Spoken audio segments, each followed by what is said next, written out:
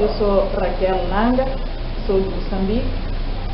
Fiquei sabendo do curso através da internet, pesquisei na net e pesquisei porque estava à procura de material que completasse aquilo que é o meu trabalho diário na minha empresa. Eu trabalho na Direção Nacional de Estradas, que é uma instituição do governo e tutela a área de estradas, coordena os projetos de estrada do governo.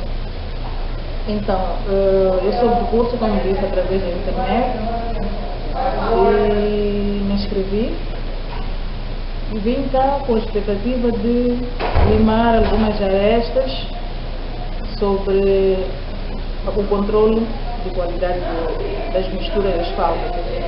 Mas chegando aqui, acabei aprendendo muita coisa nova relacionada com os asfaltos, com os ligantes asfálticos, como se faz o controle da qualidade do ligante antes de se trabalhar com a mistura, que é o que eu já sabia um pouco. Estou muito satisfeita com o material que eu recebi aqui e espero participar em mais cursos para complementar outras áreas. É só.